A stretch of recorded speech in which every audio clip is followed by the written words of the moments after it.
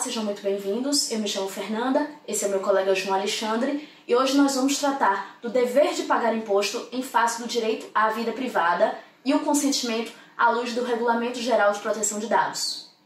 Para que eu possa começar o estudo da temática, eu gostaria de informar que a consagração de um conjunto de pretensões jurídico-políticas denominado Direito da Proteção de Dados surge em um contexto internacional de crescente percepção da informação relativa aos indivíduos, no âmbito da utilização desta informação e da utilização dos meios informáticos para o desenvolvimento humano nas sociedades democráticas.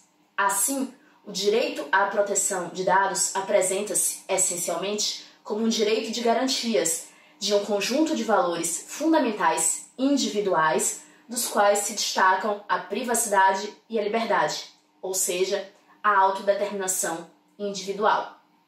Nesta apresentação, buscaremos explorar a relação da autodeterminação informacional com os deveres de quem faz o tratamento dos dados, neste caso, os órgãos públicos, além de instigá-los sobre o consentimento do detentor de dados e a exploração dos dados pessoais para o fim público tributário.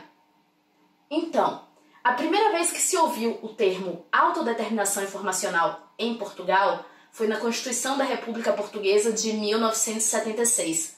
O direito, previsto no artigo 35 deste diploma normativo, consagrou a proteção dos cidadãos perante o tratamento de seus dados pessoais informatizados. A fórmula sobre o tratamento abrange não apenas a individualização dos dados, mas também a conexão, transmissão, utilização e, principalmente, a publicação destes dados. A autodeterminação informacional tem como âmbito subjetivo a proteção das garantias do direito à privacidade, tratando-se, portanto, de um direito universal, como sucede com a generalização dos direitos, liberdades e garantias de natureza pessoal, sendo que todas as pessoas gozam destes direitos. No âmbito da União Europeia, a Convenção Europeia dos Direitos do Homem estabeleceu o direito à proteção de dados pessoais como parte dos direitos tutelados, previsto no artigo 8º, garantindo o direito ao respeito pela vida privada e familiar, pelo domicílio, bem como pela correspondência, estabelecendo as condições em que são permitidas as restrições a esses direitos. Por sua vez, a Convenção 108 aplicou-se a todos os tratamentos de dados realizados, tanto pelo setor privado quanto pelo setor público, incluindo também os tratamentos de dados efetuados pelas autoridades policiais e autoridades judiciárias. Dessa forma, protegeu as pessoas contra os abusos que podem acompanhar a recolha e o tratamento dos dados pessoais e profissionais, procurando simultaneamente regular o fluxo transfronteiriço da transmissão destes dados pessoais. Também, a Carta dos Direitos Fundamentais da União Europeia autonomizou o direito à proteção de dados pessoais. Voltando a tratar sobre o Regulamento Geral da Proteção de Dados, nós temos que ele veio a proporcionar uma maior segurança e proteção aos titulares dos dados pessoais, nomeadamente através do reforço dos direitos que lhe vêm sendo atribuídos, como mediante o reforço também das obrigações a quem procede à recolha e ao tratamento dos dados pessoais. Então, uma das principais limitações ao acesso e obtenção de dados pessoais por parte da administração tributária prende-se com o caráter tendencialmente absoluto do direito à reserva da vida íntima dos contribuintes, o qual, encontrando-se constitucionalmente consagrado, protege o contribuinte de ingerências em sua esfera privada, por parte de quaisquer entidades públicas. Neste caso, como tratamos da administração tributária. Da forma como está consagrado no número 2 do artigo 18 da Constituição da República Portuguesa, a restrição de um direito fundamental apenas encontra fundamento quando se destina a salvaguardar e garantir outros direitos constitucionalmente produzidos. Ou seja, legitima-se apenas o necessário para alcançar os objetivos propostos. Assim, este poder de aceder aos dados pessoais dos contribuintes surge como uma prerrogativa limitada por necessidade de proteção da privacidade, da intimidade do contribuinte, bem como pelas normas que presidem o tratamento dos dados informatizados dos mesmos.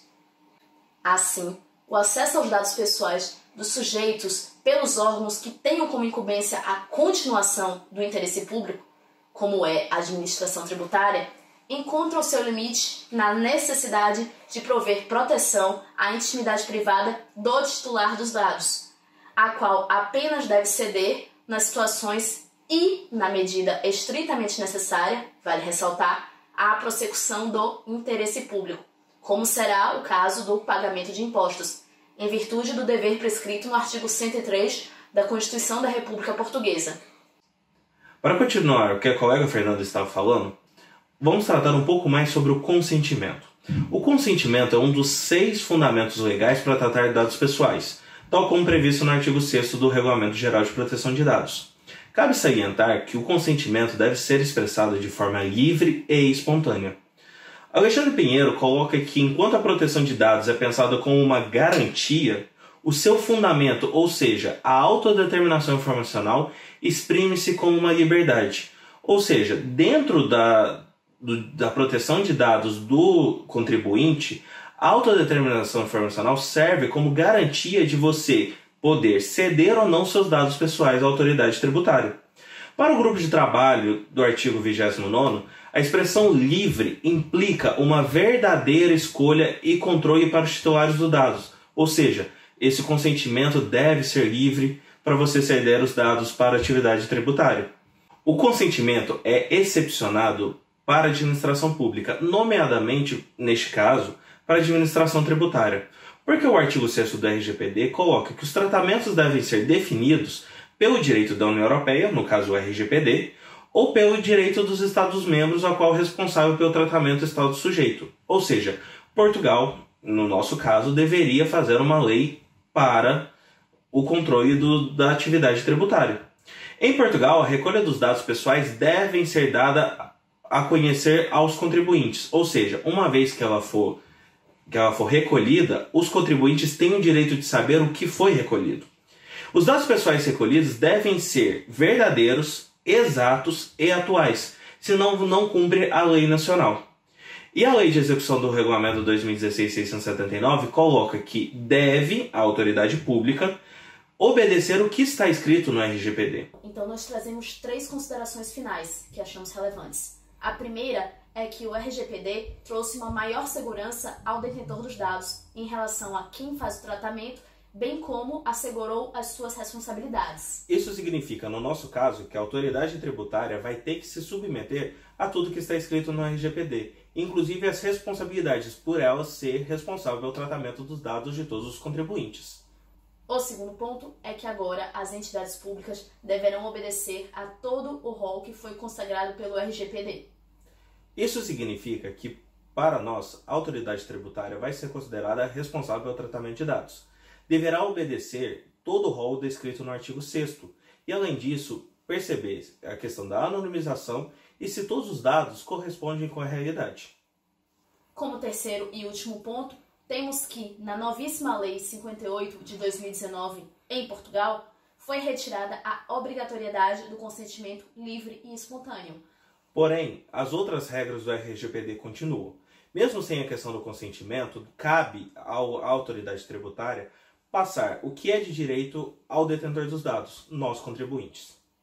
Muito obrigada pela atenção e tenham todos um ótimo dia. Muito obrigado.